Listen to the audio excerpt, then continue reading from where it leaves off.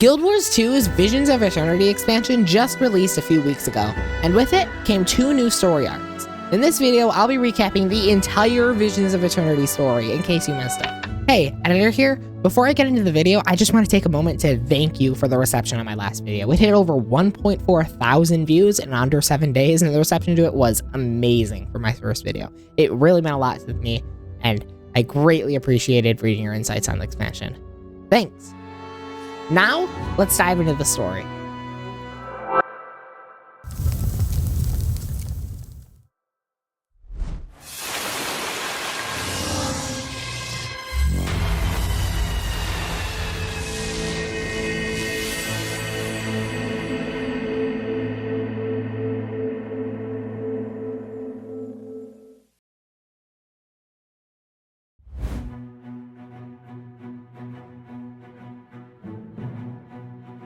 After I left Janther, I received an update on everything that I'd missed in Lion's Arch.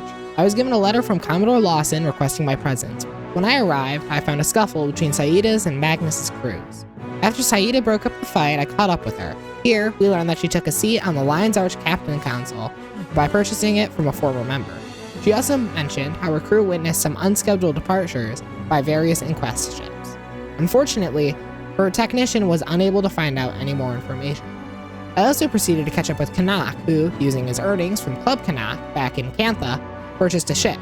He didn't show much interest in the Inquest situation. I also talked with Lawson, who seemed to be more concerned, thankfully. After catching up, we decided to call Counselor Ludo, a member of the Arcane Council in Radasum, to find out if she knew anything in regards to the departure.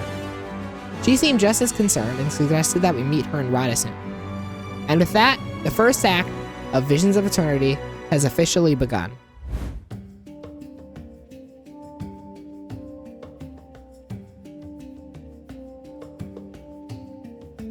After traveling to Radasum, I talked to Counselor Ludo with Saida.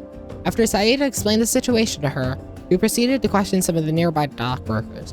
Although we didn't learn much, we did fight with various Inquest assassins near the docks. After we finished questioning the dock workers, our group proceeded to check the Port Authority database for any more information on the departure. After taking out a few more assassins, we attempted to access the database, only to be locked out. After finding a different keycard, I accessed the terminal again. We looked through the files and learned a few things.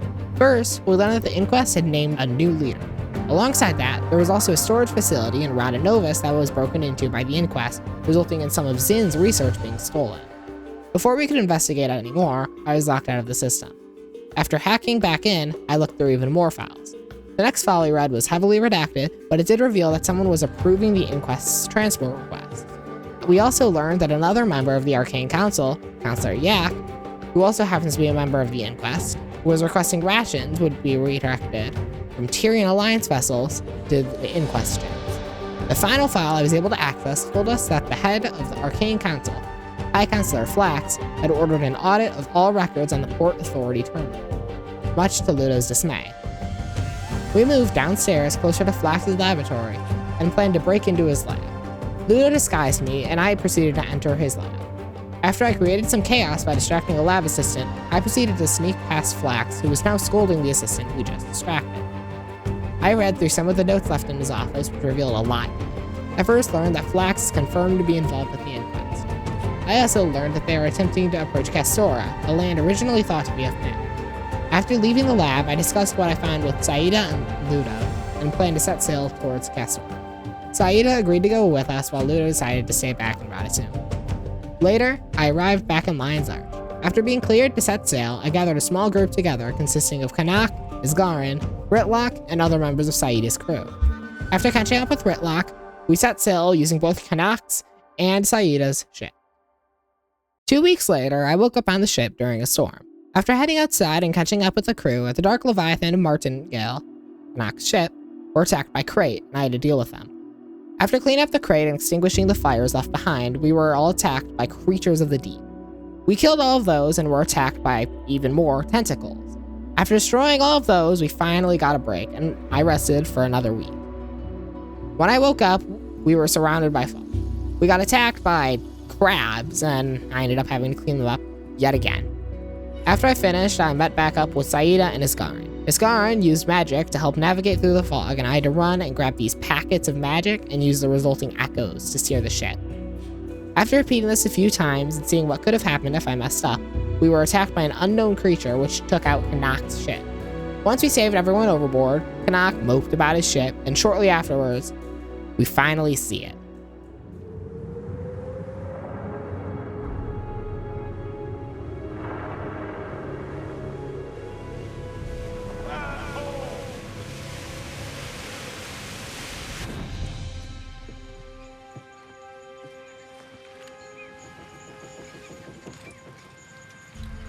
Trees.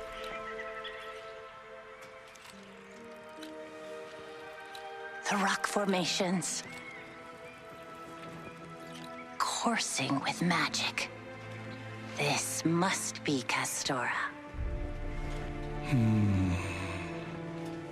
So it is.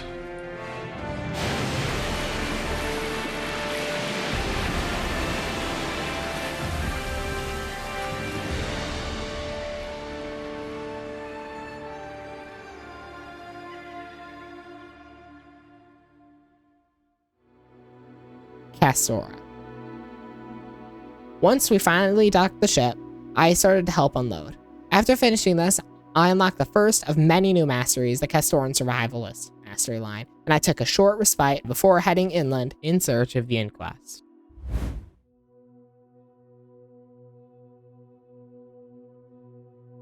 After my short break, I reconvened with our allies. Kanak was still upset about his ship, and Isgarn appeared to be seasick. I decided to scout the area, and let me just say that Castora looks amazing. It's filled with some of the best visuals that I've seen in Guild Wars 2 in a long time. And if you want to learn more, I have a first impressions video that does go into more detail on it, in case you want to watch that afterwards. While scouting, I found some crates from the martingale, and I brought them back to our camp. The crates contained food and medical supplies, which I then proceeded to hand out to new crew members. While at our camp, a visitor showed up and interrogated us, mentioning the inquest, and told us to meet them at their village and talk to their mayor. After heading over to the village named Holgarden, I talked with the mayor named Osborne. After explaining our situation to him, Osborne told me to find Pete, a skimmer trainer. I already have a skimmer from Alona, but I headed towards him anyways, curious about the local species named wavehogs. After helping around with the skimmers, he helped us unlock yet another mastery track named Skimmer Adaptation, which allows my current skimmer from Alona to learn the wavehawk's abilities, native to Castora. Afterwards, I returned to Osborne, and he told me to help some more people out. After finishing that, I talked to him about the inquest on the island. Osborne told me to go track down someone known as Sparkpin. Finally, I tracked him down after a bit of searching and asked him about the inquest tech he was hoarding. He refused to give me information unless I grabbed some more trinkets from the wreckage on the coast, so I grabbed him some and finally got him to talk. He told me about how some of the freebooters, an enemy faction to the villagers, have been using some high-tech weaponry, and that I should go buy them a few rounds from Pub Kanak to try and get them to reveal any plans or information. I reached the establishment and met with Kanak. He told me that he was trying to recuperate his losses after the martingale sank. I told him about our plan, and he helps us act on it. After purchasing some drinks and handing them out, I learned about a cavern behind a waterfall nearby where an inquest lab is. I checked in with Kanak one more time before heading out to the cavern, telling him to give Saida a heads up about our plan in case he saw her.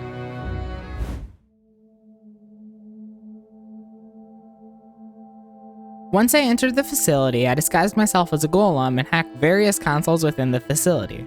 After I finished, I met Overseer Kuda and Biomancer Seb, two high-ranking inquest officials. While inside of the golem, I was commanded to open the animal pens containing robotic raptors, which then followed Seb and his group. The golem I was in decommissioned itself before I could follow them any further, so I quickly escaped and met back with Saida. After talking to Saida, I looked around for any tracks that they could have left behind. After using my skimmer, I followed the tracks and found a freebooter bar. After killing some freebooters and learning the password, I snuck in and learned more about the trade between the Inquest and the freebooters.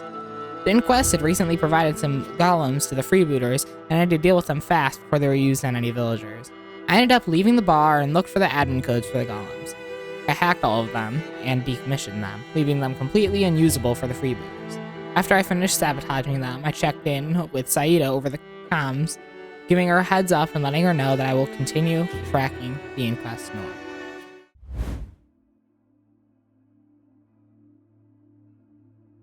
I started this story chapter by looking around with my skimmer and following more tracks. I found a few audio logs that I dug up which talked about something called a seneschal. I also learned about a second seneschal within Starlit Weald, further inland. Based on some of the notes left about, I learned that Kuda doesn't like Seb. In fact, Kuda seemed to want Seb dead. I ended up picking up an anomalous frequency with my skimmer and called for help over comms before investigating. Once Ritlock and Saida had arrived, we briefly talked over everything before investigating further. Kanak and Iskaran were occupied, so only us were available. We ended up catching up with Kuda and Seb, and we interrogated them. Seb aggravated one of the seneschals named Kila, who is the seneschal of waves, and fled shortly afterwards, resulting in us having to fight her and her many crabs, similar to the creatures that attacked us earlier. While fighting her, I dug artifacts out of the ground and tossed them towards her, which slowly resulted in her realizing that we were not her enemies. I regrouped with our allies after pacifying Kila, and theorized that one of the artifacts was a Shadowstone shard, leading us to recognize the magic binding the artifact as seer magic. We attempted to reach Iskaran over comms, but he didn't pick up. With no other options, I followed Seb and Kuda further into Kastora, entering the Starlit Weald.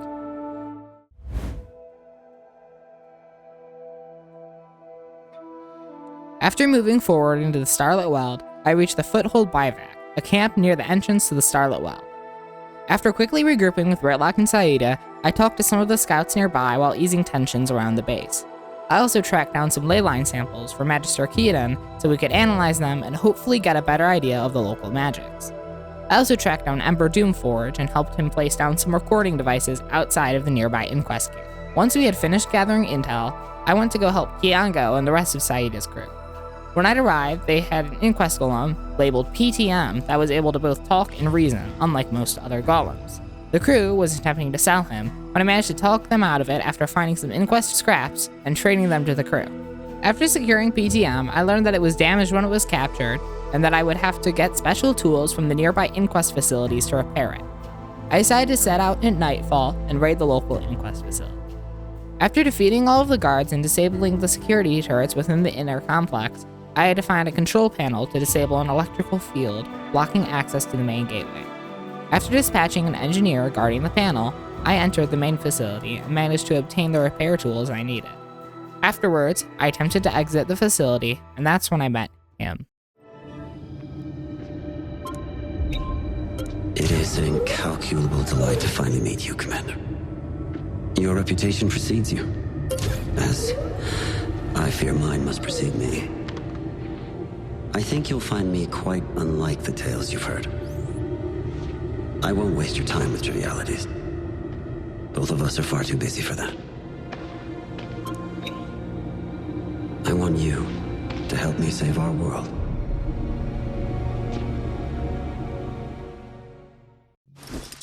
What do you mean? I wish I had time to explain everything now, but Kuda's guards are closing in. We can't be seen together. Not yet. Suffice it to say, I am not your enemy. If anything, I am your sincerest admirer. You represent what we are at our best. Eteria will face many more trials in the years to come. We need more like you if we're going to be ready. We can't do that while all the power rests in the hands of those like Iskaran. It's time to return Tyria's destiny to the hands of her people. But why Kastora? What are you looking for? Iskaran really hasn't told you what was hidden here. Or the Council, what they sent me here to find.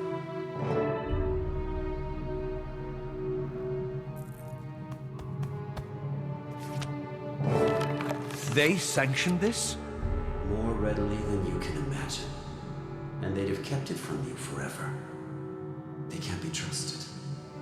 Neither can Iskaran. I will tell you more when I can. Take this comms device and anything else you need. A token of friendship.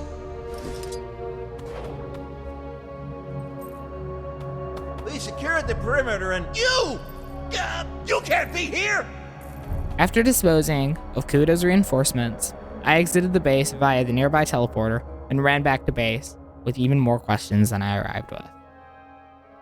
Later, I finally managed to get PTM repaired.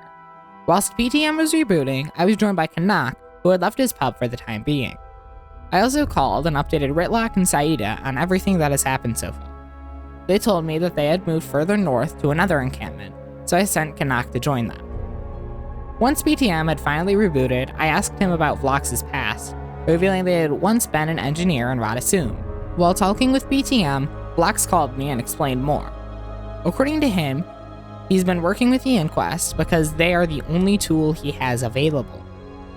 He also seemed to agree with the idea of destroying the Inquest later on, which was quite promising.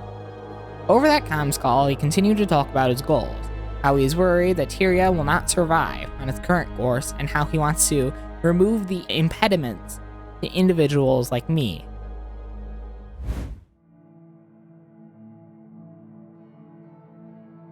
After the comms call, I met with Ritlak, Saida, and Canuck at a nearby hunting camp north of Foothold Bivak. I explained to them the situation with Vlox to varying responses from them. What we all agreed on, however, was that we needed more information. Isgarin was still missing, so we had to look for information by ourselves. After destroying many augmented Swiftwings, I returned their databanks to Canuck and he attempted to reverse engineer them, hoping to access internal information on the Inquest.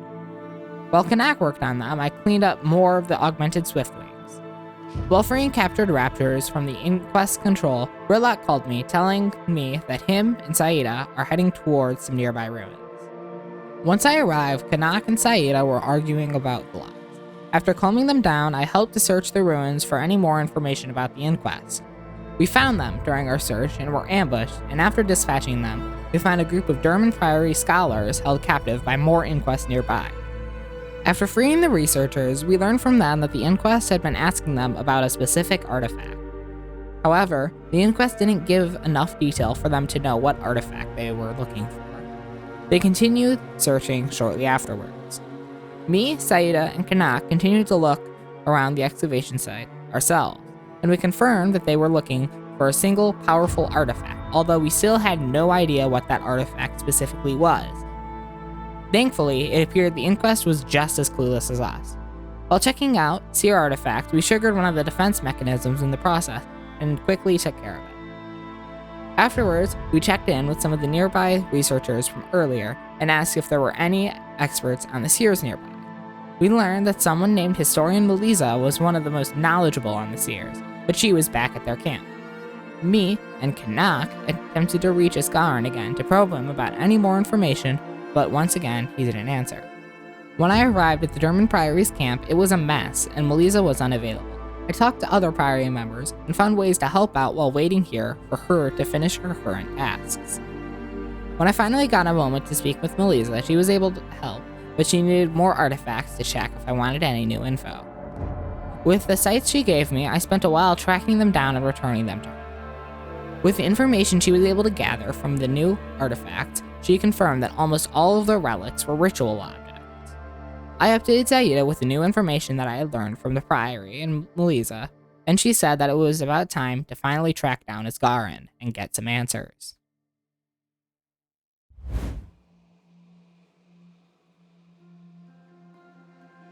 Back at the Priory camp, I attempted to contact Isgarin, but once again, he ignored me. At this point, I was starting to wonder if Vlox was right and that Isgarin is a hindrance, but while I was thinking, one of the Priory scouts interrupted me and asked if I was looking for Isgarin.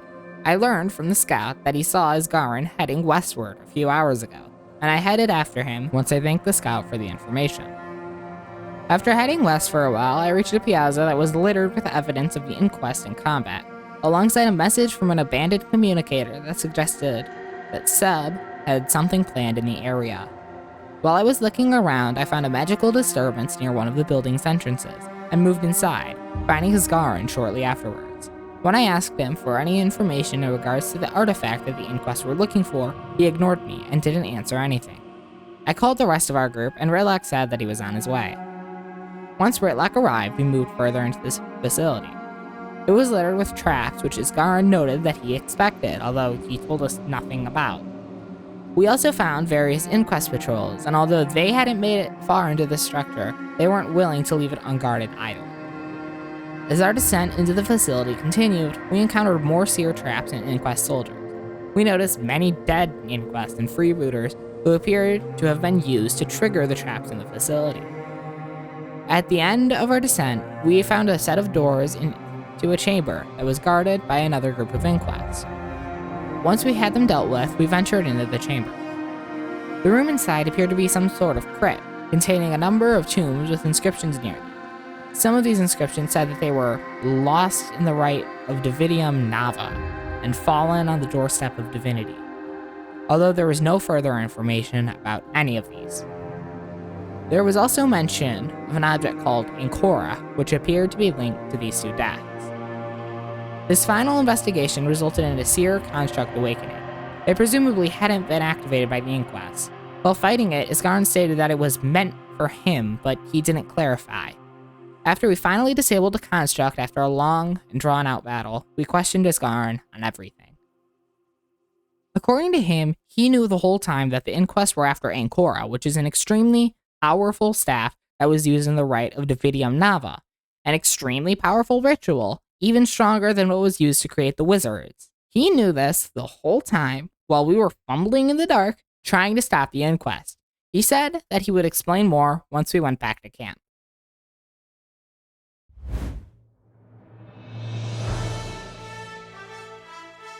Once we returned from the temple, I demanded answers from Isgarn.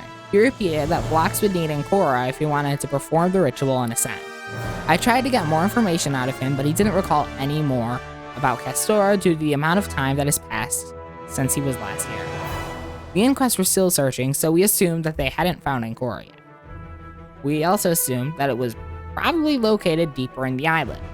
I also checked in with PTM for any updates in regards to the search, and PTM confirmed that Ancora had yet to be discovered. We were in a race against time. I quickly searched throughout Shipwreck Strand and Starlit Well for clues in regards to Ancora's location, magic samples, seer relics, and ancient reports. While I was searching, I came across 3 seer binding runes and returned them to Isgarn to ask him about them. He explained their purpose, and after learning that the visions were projected to me were of the plaza we found recently, we decided to head there next. I met with Isgarn back at the Piazza. When I arrived, he was able to trace the origin of the runes, as due to the large amount of magic needed to cast them, they left behind a trail of essence when they were activated. He traced that essence to the origin of the spell, and with that, we were able to witness the exact moment when the runes were conjured. Once Isgarn casted a spell, 2 astral projections of Isgarn and Sidney, who was once the leader of the Seers, emerged. The projection showed Sidney scolding Isgarn for ascending Waiting Sorrow, and Isgarn's banishment, resulting in Sidney casting the runes and setting Kastora's defenses against him. That explained why Isgarn had been so difficult. Afterwards, Sidney's projection moved southward whilst muttering about a tree, which we assumed was in the direction of Ancora. We used this information to try and locate Ancora before Blocks. Once Ritlak and Saida arrived, we met with Isgarn by the base of the tree that Sidney spoke of. Isgarn said that he could hear the low call of Ancora beneath us. After a bit of searching, we managed to locate the entrance of the vault, but it was sealed with a charm. After disengaging the charm, we opened the door to the vault and headed inside. The vault was filled with various seer, weapons, and artifacts, although none of them were Ancora. Isgarn guided us towards another door with a piece of Shadowstone affixed in it. Although Isgarn wasn't able to interact with it himself due to the curse Sidney put on him, he performed a similar spell to what he had channeled before on the ship. Once we had charged the stone, the final door to the vault opened, revealing a huge chamber. Isgarn felt the magic that hung in the air, coalesced over a millennia, and suddenly, I could hear it. At the end of the chamber, it was there. Ancora. We approached the pedestal, and Isgarn asked me to pick up the artifact. When I did, I heard the whispers, now much louder. Foolishly, we took a quick breath with the artifact finally secured, and then we were knocked to the ground. You don't see the necessity of my path yet. But you will, Commander. You're results-oriented. Always have been. That's fine. You'll come around. Seb, keep them occupied. I'll handle it. Get out of here. Take your time.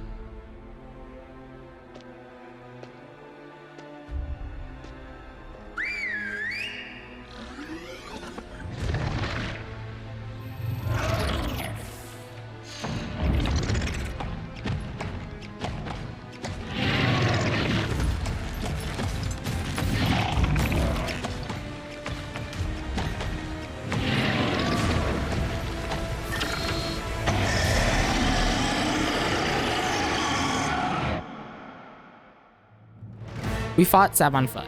While fighting him, we managed to destroy his mech, and later in the fight, one of his devices malfunctioned, breaking his control of the augmented Swiftlings with him, and they tore him to shreds. After freeing the raptors from their control, we turned to Isgarn, weak from the energies in the vault. We quickly exited to the Dark Leviathan to check on all of our enemies. Once I returned to the Dark Leviathan, we explained the situation to everyone. Although we had defeated Seb, Vlox now had Inkor. Isgarn reassured us that he couldn't use it just yet, as he'd need a well of immense power first, located deeper within the island. While preparing for a quick trip back to mainland Tyria to regroup and bring more forces to Kastora, I stepped away for a brief moment. Suddenly, the comms device Vlox gave me buzzed. I picked up, and Vlox talked to me. He brought up a few things. First, he thanked me for disposing of Seb, citing his cruelty.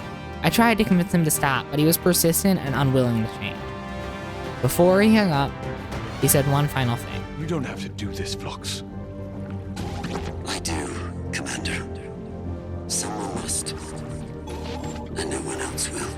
I finished regrouping with my allies, and I boarded the Dark Leviathan on a quick trip back to Lion's Arch in search of more allies with the rest of the squad. The future is uncertain, and we don't have much time until Vlox discovers how to perform the ritual. We have to hurry. And that's where the story is ended for now. Currently, Arenanet has told us that more parts of the story will be released in the second, third, and fourth quarters of this expansion's lifecycle, with the first instead being dedicated towards an upcoming strike and raid rework alongside general improvements. I personally found the story to be quite enjoyable, excluding a few issues. First, the long, tedious collections required to progress the story were definitely frustrating at times. I spent upwards of 2 hours during the entire story on the 3 that were given. Another minor annoyance that I have involves some of the open world events. A few of them, especially in Starlit Weld, revealed plot points before I had learned about them. It definitely broke the immersion a few points, witnessing events that I haven't learned about yet, and seeing a future that hadn't developed naturally during the story. The final main complaint I have involves Seb and his lack of real character development. We were never really given a reason to care about him, and his death very early in the story reminded me of the second half of EOD. No spoilers, but the main threat during the last arc was very rushed in that expansion, and this felt similar. Hey, editor here. The final arc of EOD flowed a lot nicer on my second playthrough when I went for many achievements, partly because I also partook in many of the meta events and side stories. These really made the threat feel a lot more real, and some of the side stories definitely helped with that. Back to the video. Overall, I definitely would have appreciated it if Seb had more presence during the story. Given the fact he was shown quite a bit during the trailer, it led me and many more to believe that he would have a larger role in the story, but instead he mainly served as like a final boss for the first 2 story arcs. Although there were minor issues, the overall story is great. The story started off by establishing the Inquest as an actual threat on Kastora. We learned a lot about Isgarn's past and the Seers, and Vlox's character was also established. He claimed that he wanted to prepare Tyria for what was about to come, while stating that Isgarn and those from outside of Tyria weren't to be trusted. Although these claims didn't make a lot of sense at first, the expansion definitely had me doubting Isgarn's loyalty and character at some times, especially when he wouldn't respond to our calls and when we learned about his banishment. Overall, as long as they don't mess up the story like they did with Soto, this should hopefully be a great expansion with many enjoyable moments. Right, okay, before I leave, I just want to bring up a few more things. Right now, I have a poll on my channel that allows you guys to vote for what story arc expansion that I cover next. This poll will determine my next couple of votes, my next couple of uploads, as I am planning to split these videos into multiple parts. As some, like Living World Season 4, Living World Season 3, yes, they all cover a large amount of content that's way too long for a single video. I don't think anyone else really enjoys watching 3-hour YouTube movies, but okay, let me know in the comments if you're wrong, I guess. Finally, if you enjoyed this video, it means the world to me if you'd like and subscribe. This video took quite some time to make, and it's definitely worth it seeing your reactions to the content. And as always, thanks for watching. Bye.